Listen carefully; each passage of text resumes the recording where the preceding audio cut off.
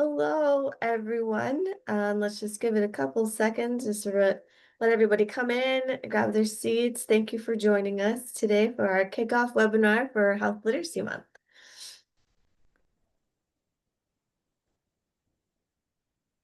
All right. So I'm Diana Pena Gonzalez, and I'm so excited to be your host today as we launch a month dedicated to advancing health literacy. Our goal for the next hour is to spotlight what's moving in the field right now, and it's also to give you a glimpse into what different leaders and groups are working on during October. And lastly, and most importantly, we want to leave you with one clear action you can take to join in. We've invited a few voices from across the field to reflect on this moment and share what they're seeing. Of course, we got to start with the disclosure statement. None of the speakers or none of the planners for this webinar have any financial relationships or anything to disclose. Some housekeeping notes. You can use the chat for comments related to the webinar or to talk to one another.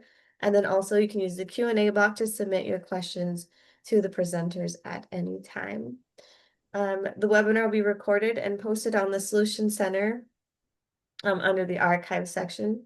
And if you experience any technical issues, please refresh your Zoom or note it in the chat and we'll try to get to you as fast as we can.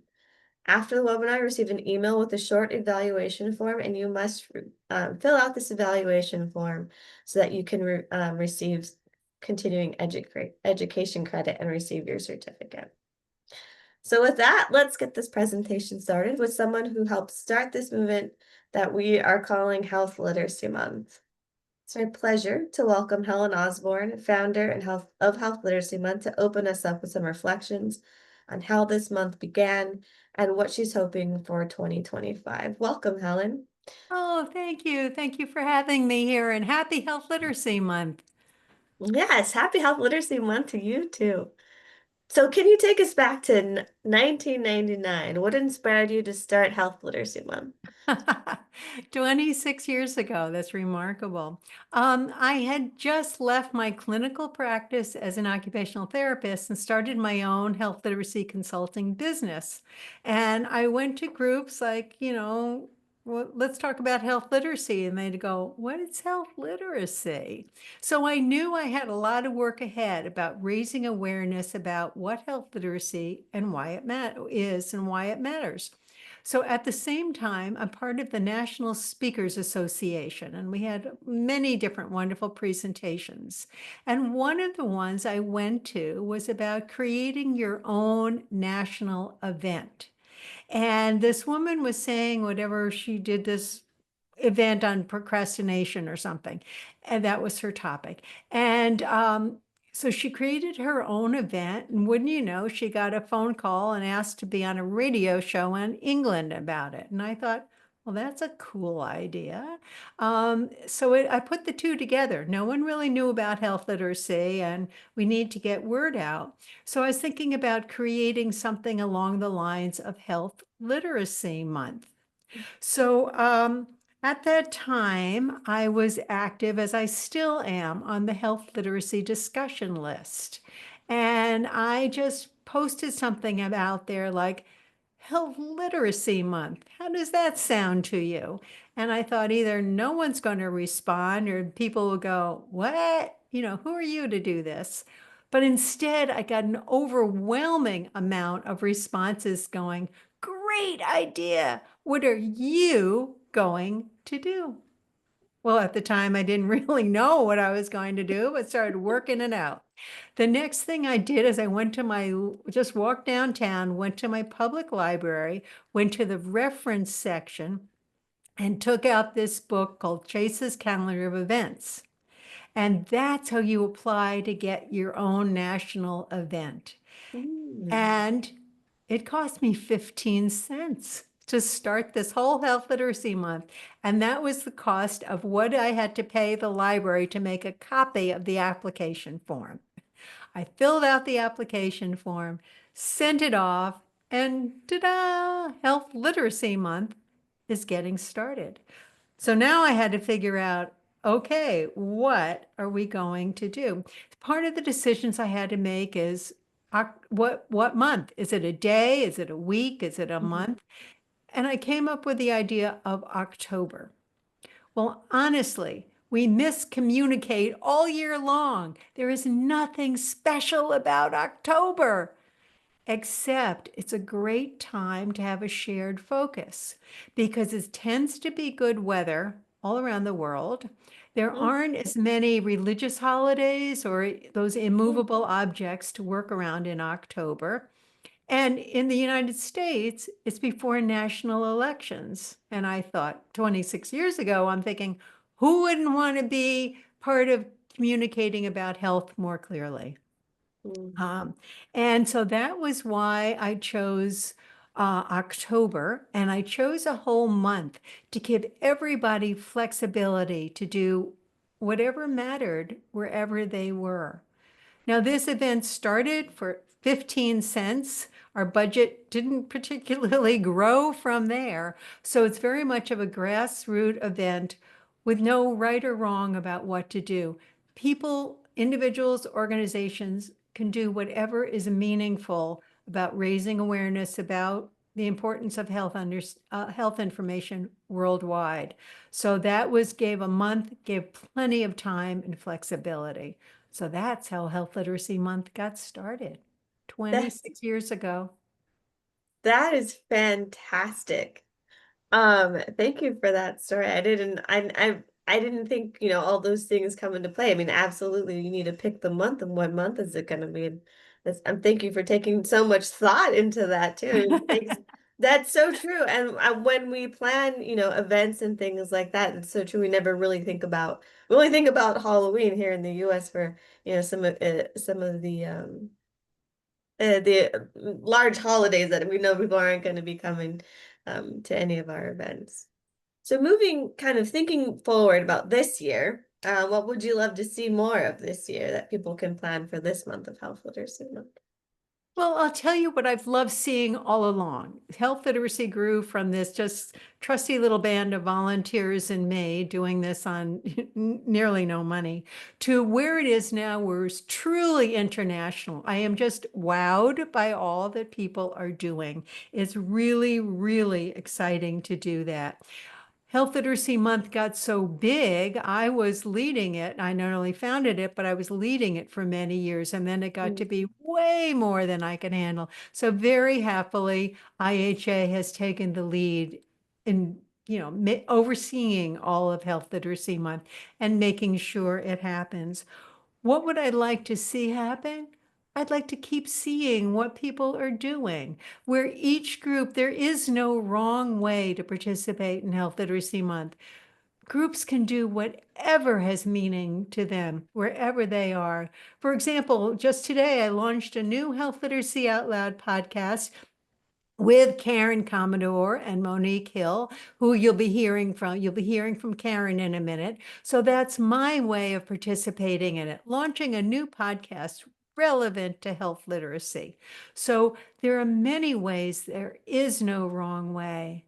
And my ultimate goal, whether it's this year or in the future, is for Health Literacy Month and for to be keep going with this raising awareness and practice and actions that people can take, and ultimately for everyone everywhere to make health literacy a habit. Not that we need to think about it all the time, we just always and inherently communicate health information more clearly. So we're along that path for sure. And I want to thank everybody everywhere who is so enthusiastic and participatory in Health Literacy Month. Truly, we're doing it together. So thank you. Thank you so much, Helen, for kicking us off in this webinar, and thank you for all the work you've done to sort of get this whole thing started. I do want to mention the QR code there is if you want to watch that new podcast that Helen mentioned and see what's going on. Just how many podcasts do you have now, Helen? This one I think is number 264. The Health Congratulations. Literacy Out Loud podcast series truly is the audio archive of all that we've been doing. That's been going on for nearly 20 years too, to hear why we got started, to hear directly from people about why we got started, what this is, what matters, and most importantly, what people can be doing. So I'm really proud of that. So that keeps going. Keep Congratulations. listening. Yes, yes. So if you want to binge health literacy out loud, there's the QR code for you to start listening in on Helen's podcast. Thank you again. Thank you so much, Helen. Thank you. I want to switch things. We're going to move now to talk about what the field is building. And so I'm excited to introduce Karen Commodore, President of the United States Health Literacy Association. USHLA is committed to championing health literacy as a fundamental pillar of health policy through advocacy, partnership, and action at every level of government. So, Karen, warm-up question to get us started. From where you sit as the president of USHLA,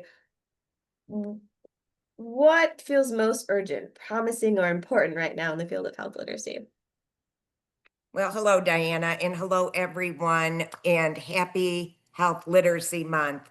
And first off, thank you, Helen. Thank you for starting all of this and for being a consistent and constant voice in our field. Really appreciate you and all the work that you do.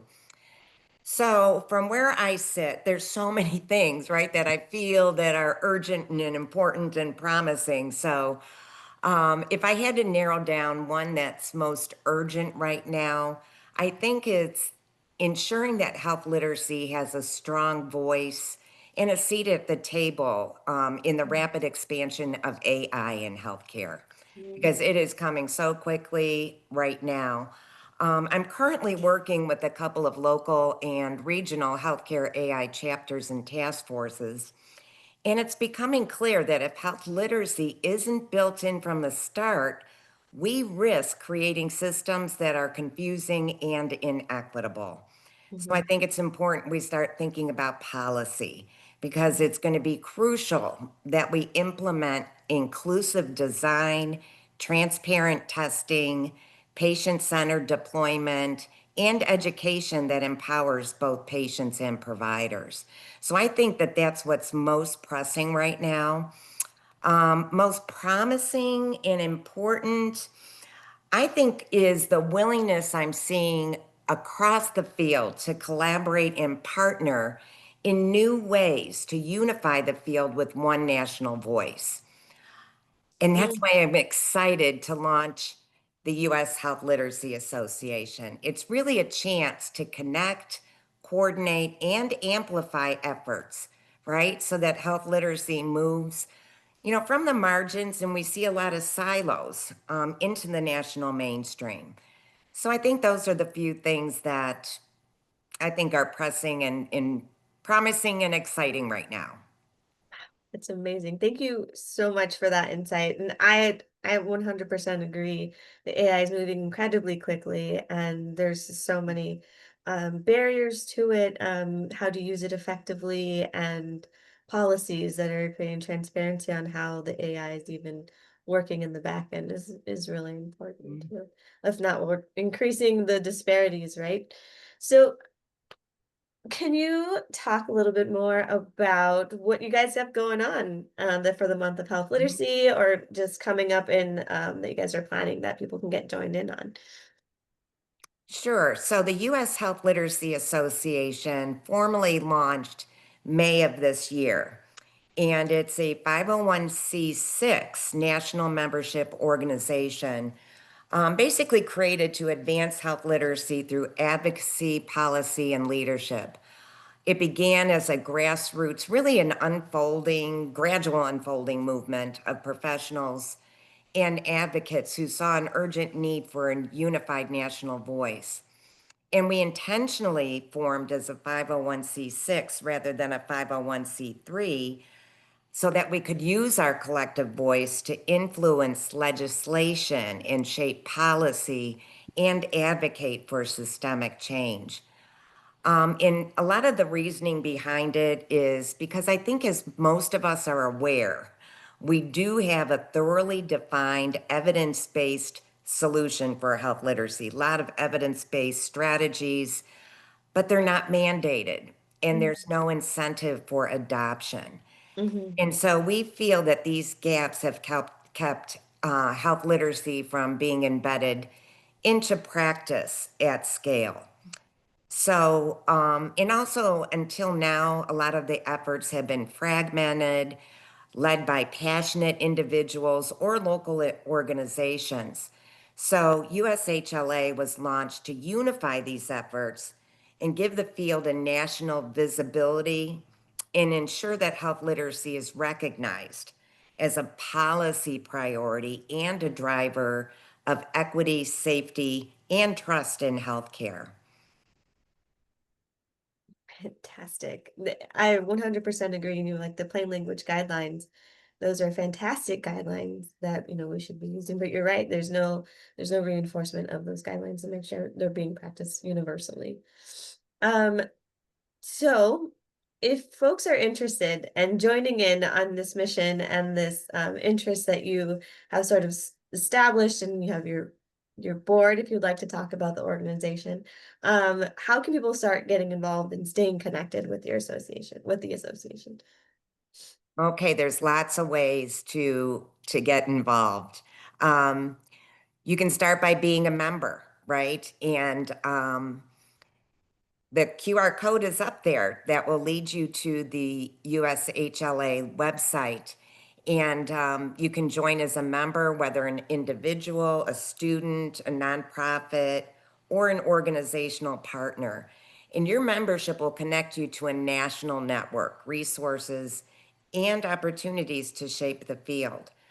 You can also volunteer for a regional role or on a task force where we're building leadership pipelines and hands-on opportunities to influence advocacy and policy efforts. And this October, our focus is on strengthening the foundation of the association. So on October 14th, we're hosting a webinar where the board will share a state of the association update and formally announce the individuals that have been selected for key leadership positions. And that includes our regional coordinators and task force chairs. And this is an exciting milestone. We're bringing new voices into place and making sure our leadership structure is real. And right after, we'll begin the onboarding process for these leaders to make sure they're equipped to connect with members and build momentum. So if you show the next slide, I'll just give you a little snapshot so you can see the structure of the association, our board members, and then regional coordinators and task force chairs. So really the final note really is that there's a place for everybody in this movement. So we'd love to have everyone join. We've got probably about 80 members right now, and all but 2 of the regional coordinator positions have been filled, and all but 1 of the task force chairs have been filled. So those applications are open. If anyone's interested in a leadership position, that would be great. Awesome. Thank you so much, Karen, for joining in and letting us know what you guys have going on. I'm excited to join in with you guys on October 14th to see how it's all fleshing out. Appreciate you Absolutely. joining Thank in. you. Thank you. All right, so we're going to move on right away. We have 2 things we could do. We can watch Health Literacy Out Loud podcast. We can join in on task force. We can be regional coordinators. There's spots available, and October webinar with USHLA in October. So I'm going to move forward now. Now take a moment to spotlight some of the community-driven workshops that have formed from earlier this year to sort of tackle persistent challenges that we've been seeing that have come up this year. And each of these work groups grew out of conversations we had about what opportunities can the field take to sort of strengthen the work that we have and sort of preserve the work that we have established so far.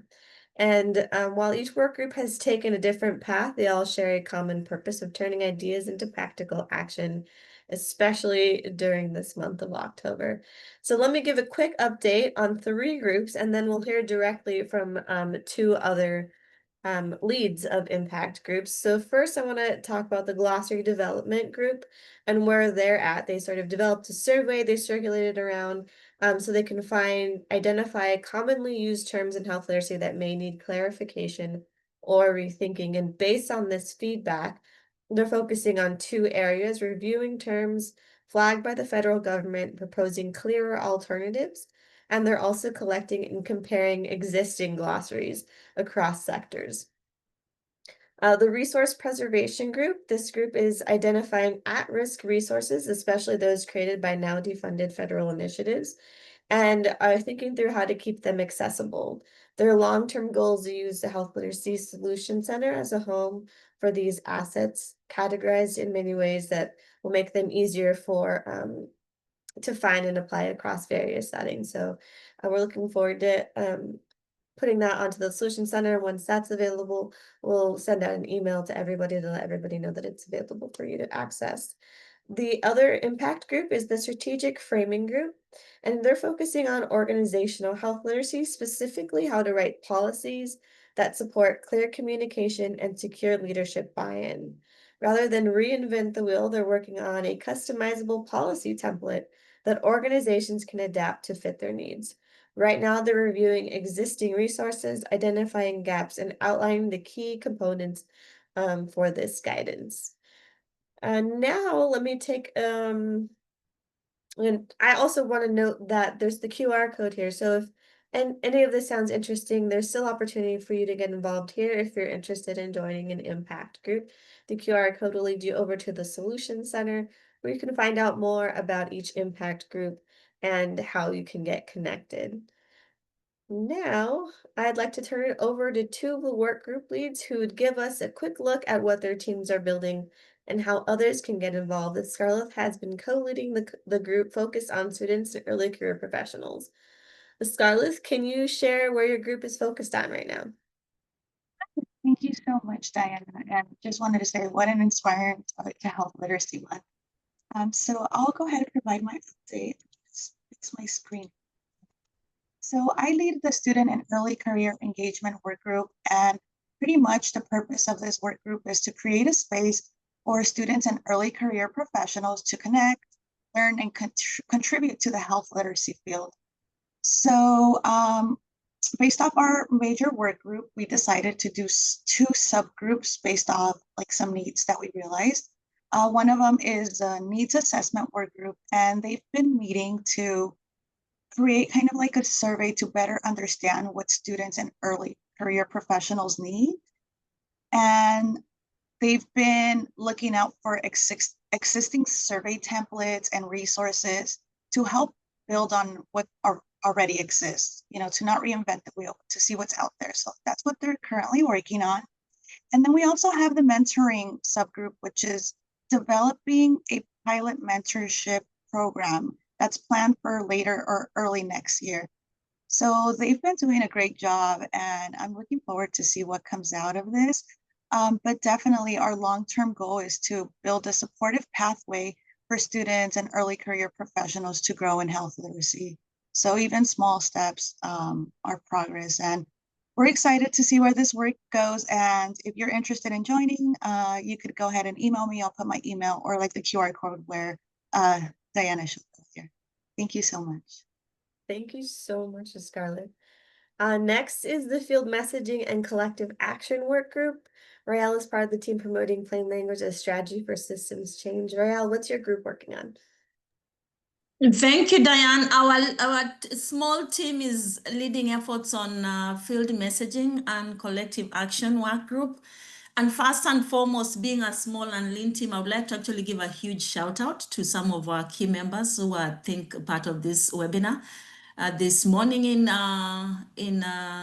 the Pacific West and in the afternoon in the eastern part of the US.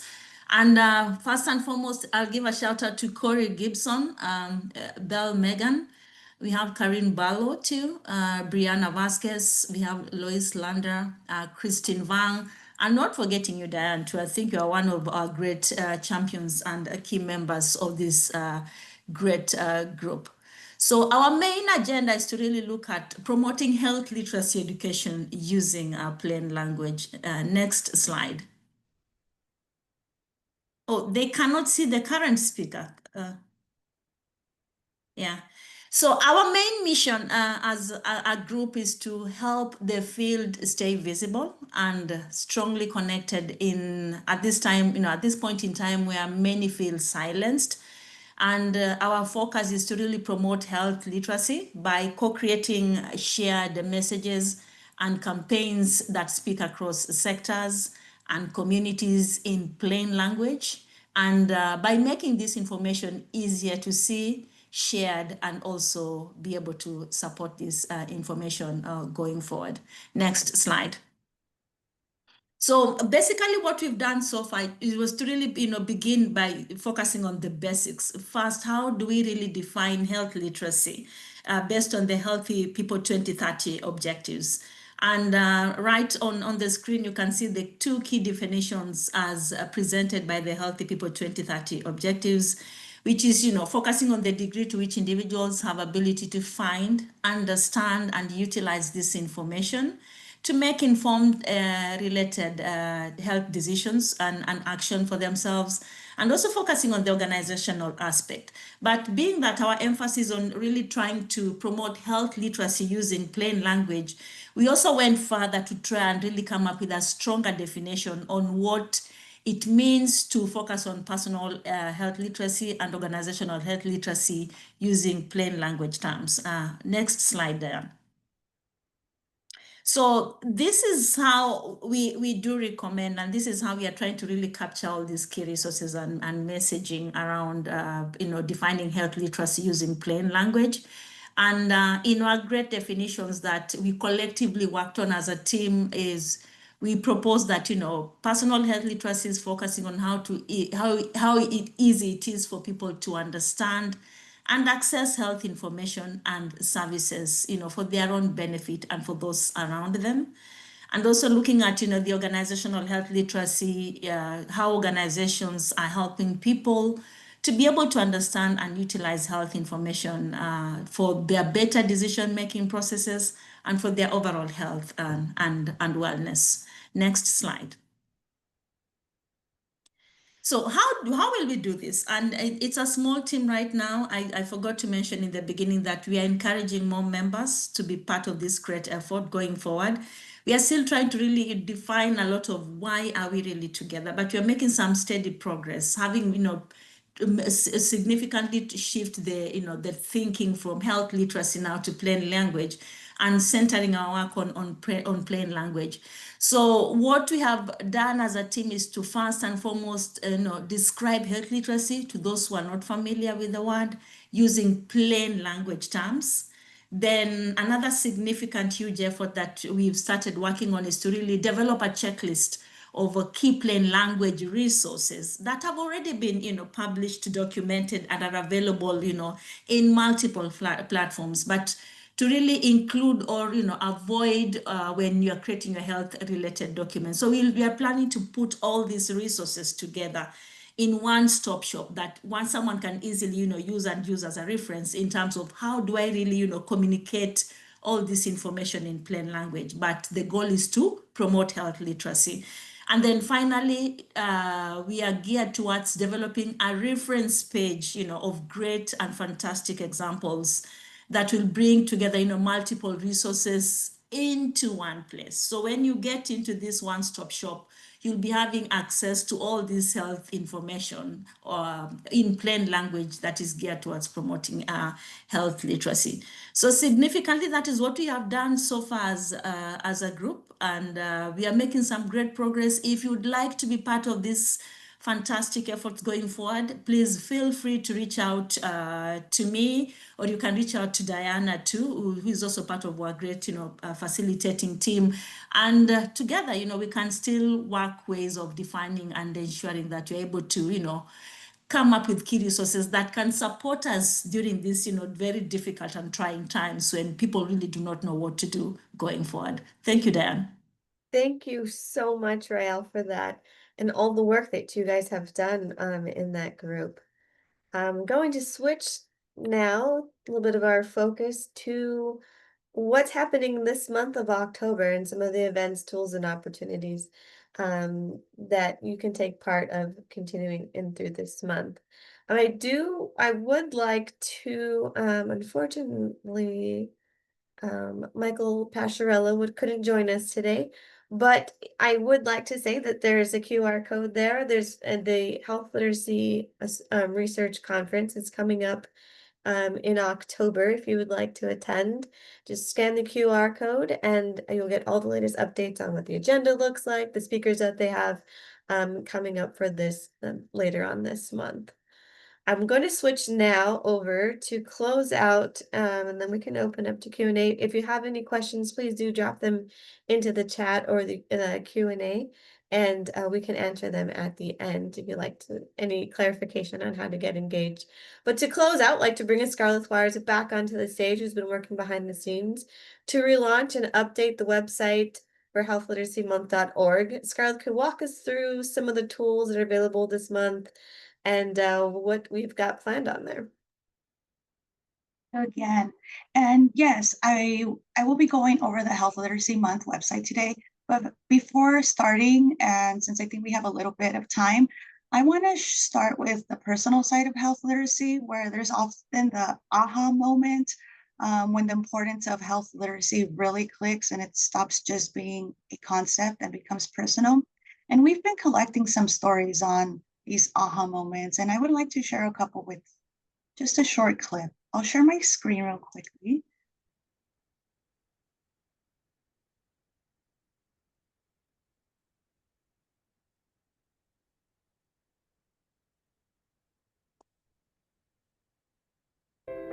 My aha moment, the moment that made me realize that I really wanted to focus on health literacy within my professional public health journey, was probably when I started at Cura Strategies to support a health literacy initiative in Rockford, Illinois. And I'm still working on that initiative. What I've been blessed to learn through this process was that communities don't need saviors. They need tools.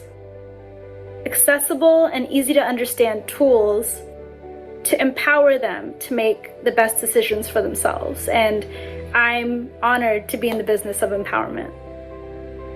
6 months before the onset of the pandemic, my 4-year-old son was diagnosed with autism. And for me, call it an aha moment in retrospect, but I was a lost puppy when it came to navigating this new world that I found myself in, especially when the world shut down. If finding and accessing resources locally and supporting him was this hard for me as a health communications professional, I imagine how hard it must be for those who don't share the same background, who don't know what terms to Google, who don't know what trustworthy, incredible organizations are when they show up in your search results feed, or who to even go to ask questions. Right, and that's a short clip of what I wanted to show you, that these stories are a powerful reminder that health literacy isn't just about words on a page or medical instructions, but it's also personal. So as we head into October, I want to reflect on your own story. When was your aha moment and how you might share it with others this month? And we collect these stories as well. So if you would like to email me, and I could provide you more information on how to go about that. So let's go ahead and transition to the actual Health Literacy Month website. I'll share my screen so I could show you some cool ways to get engaged, get inspired, and hopefully get involved. Sorry about that. Share.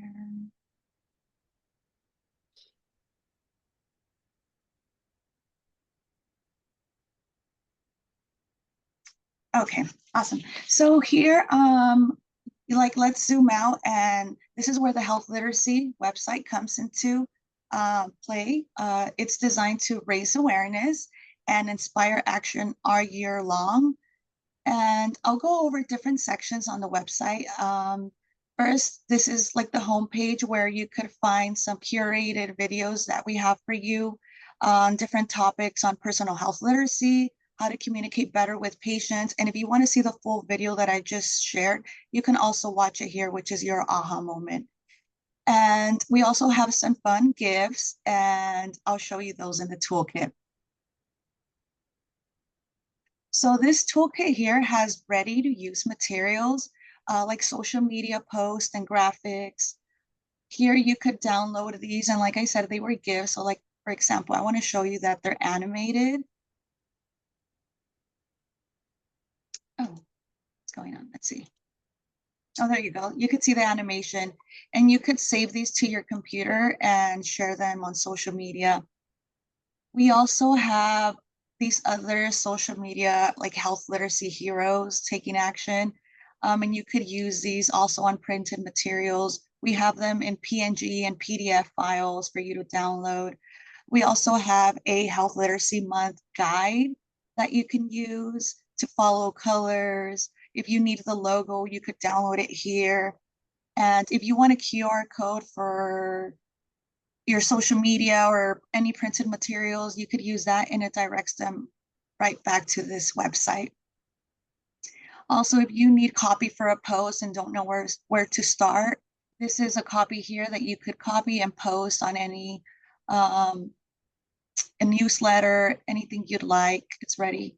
We also have these other two graphics that you could use for Health Literacy Month, and the videos that were also in the homepage here that you could share as well. So these make it easy for anyone. It could be from individuals to large organizations to spread the word. So I encourage you to visit the toolkit. And something new that we have this year is the Health Literacy Awareness Pledge.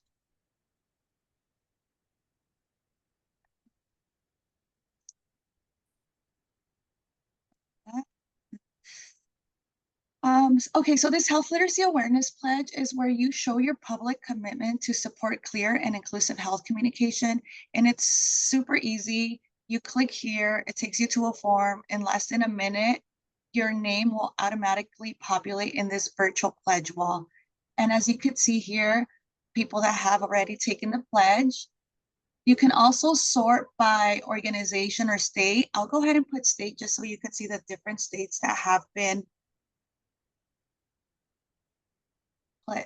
pledging, which is California, Colorado, Connecticut. We have Massachusetts, New York, Ohio. We have several from Wisconsin. So if you haven't done so, I really encourage you to take the pledge. And we know that many of you are planning activities, whether they're big or small. So I also have this page here where you could go, and it lets you submit your event. It's also a quick form. You review it and post it right here on the same page for others to see. And I think this is really cool because you get to share what you're doing. And also, if you are starting to plan, you could come here and get inspired by what others are doing. For example, this is the Health Literacy Month kickoff that we have for today. Also, to celebrate Health Literacy Month, the CN Tower in Ontario, Canada, it will be lit in orange and blue October 7th. So you could come in here and just see, I mean, even if it's not for the public, like for example, we have one event here that's only for like internal or patients from Stanford Medicine. And it's just very nice to see what they're planning and what they're doing. So yeah, whether it's a webinar, a discussion, a social media campaign, or a community project, your event can spark ideas for others. And if you have any ideas or anything else that you don't see in this website, I just want to let you all know, Helen Osborne is the founder of Health Literacy Month, and we're helping manage this website. So I'm always open to anything else that you would like to see in this website because it's yours. It's a space where you guys could come and you guys can own it. So feel free to email me with anything else that you might think could work. And before I wrap up, I just want to go over this action ideas as well, where it's talking about things that we've done in the past, like other people, like different ideas. from previous years that we've collected. So then with that, I just want to wrap up and thank everyone and just leave you with 3 things for Health Literacy Month. Make it personal. Reflect on your own aha moment and share it with others. 2, take the pledge. I'll share the link on the chat shortly. And then 3, take action, whether it's an event, a social media campaign, or the toolkit. Anything helps. Thank you so much.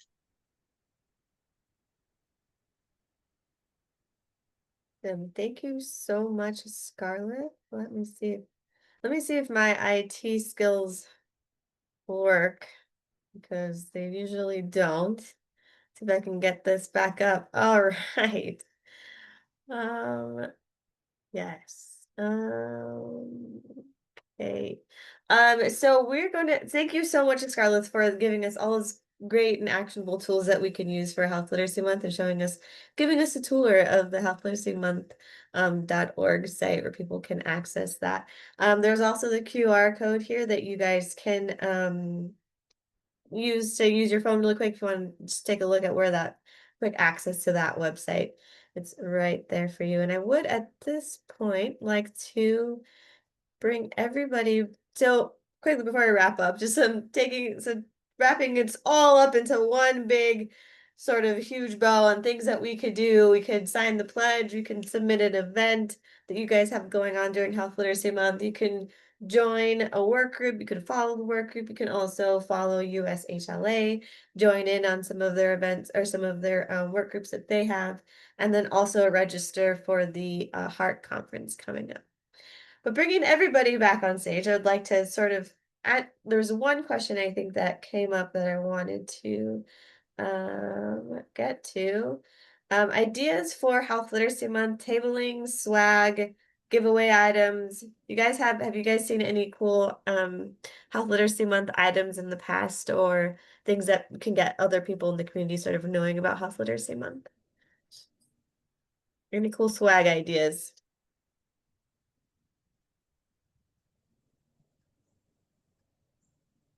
Well, over the years, there have been a lot of different things that we've had.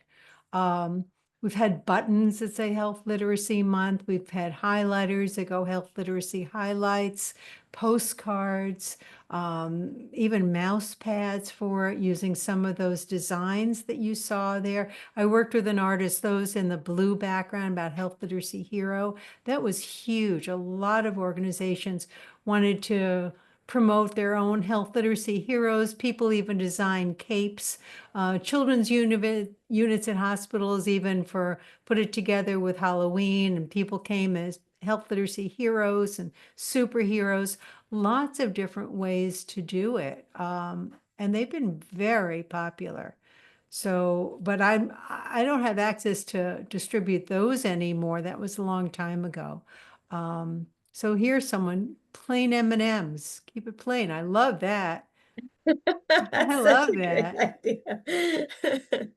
The Health Literacy Hero images I've used, that was so successful. We even had forms people could fill out about, you just say, this person's a health literacy hero, and you sign off on it.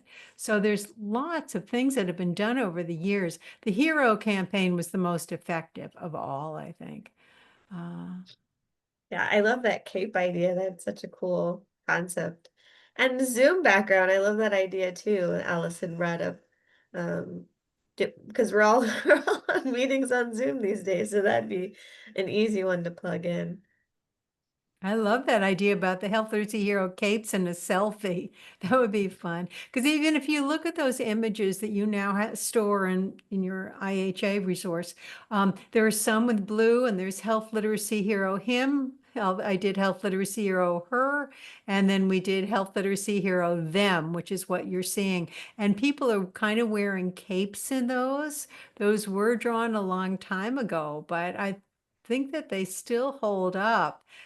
That theme really worked. It got dropped. I don't know why. And then another theme we had was create a ripple of health literacy. So not only do you have your own awareness, but you tell others.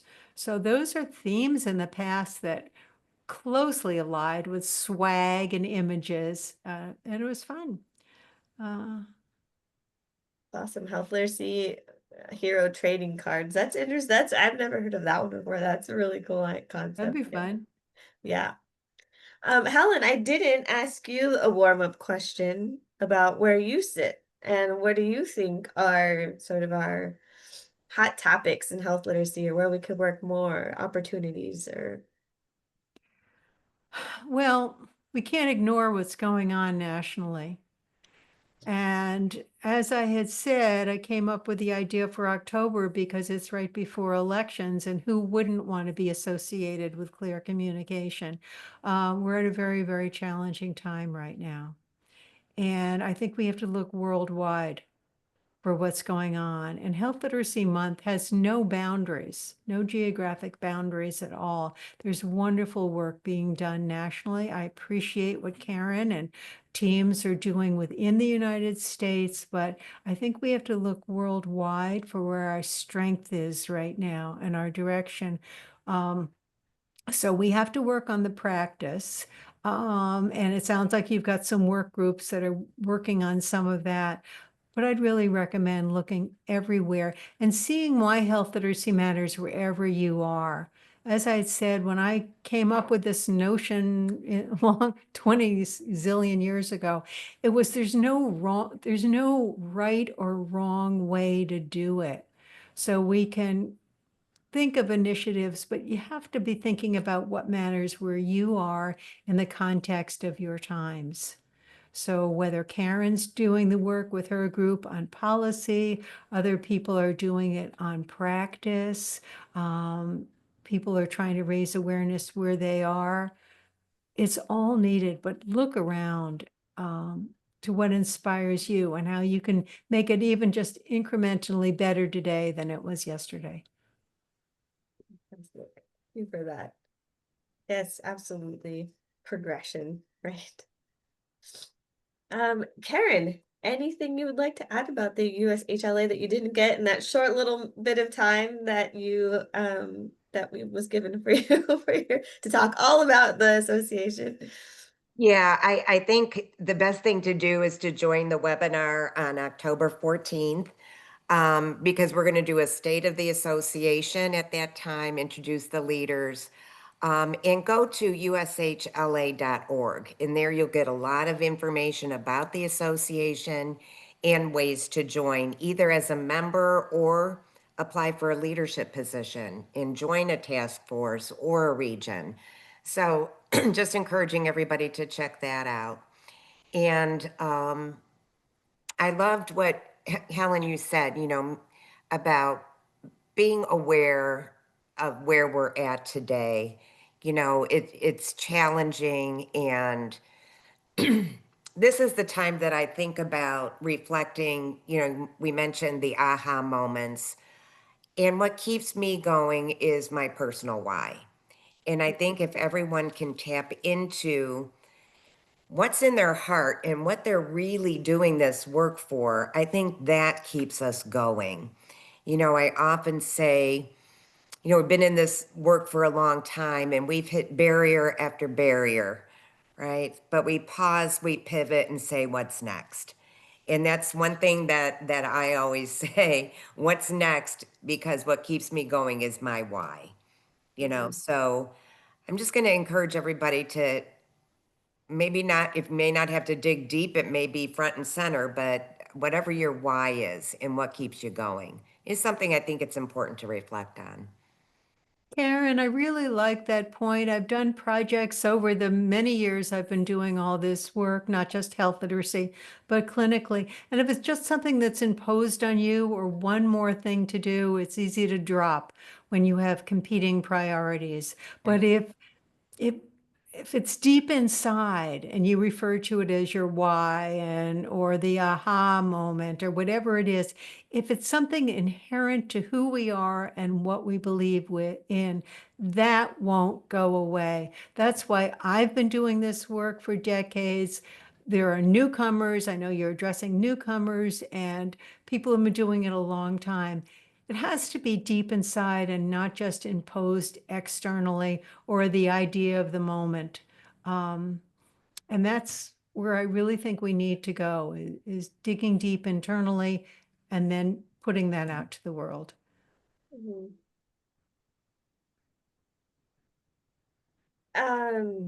As Scarlett just dropped in the chat, if you'd like to share your own aha moment after today's session, you can email her at ehwars@ihtaforhealth.org.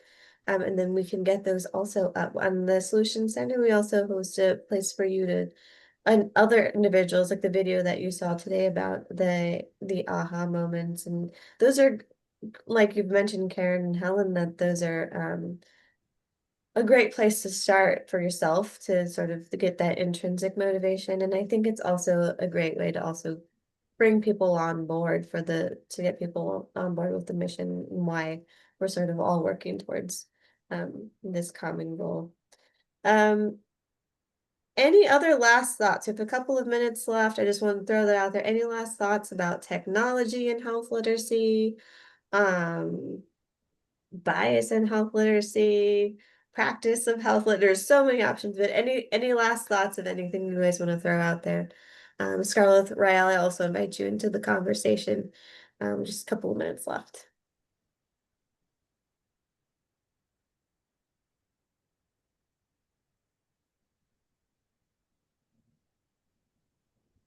No, I just wanted to thank everyone for being part of this moment. And I think any progress, even big or small, is a step, and that not only for October, but for all year long. No problem. All right. Well, Yeah. with that, I thank you. Oh, go ahead, Karen. Yeah, I just wanted to mention one more thing about the Health Literacy Collaborative Summit is going to be taking place in April 2026. And registration is open for that right now. And that will also be the first in-person meeting for USHLA. So you want to check that out as well. And as a member of USHLA, you get a discount to attend the conference. Thank you, Karen. All right. Well, with that then, we'll wrap things up. Thank you, panelists, for all of your insights today. And thank you all of the attendees for attending today and taking that time out to join in with us today. Thank you all. We'll look forward to engaging with you throughout the month and really throughout the rest of the year. Take care, everybody. Thank you.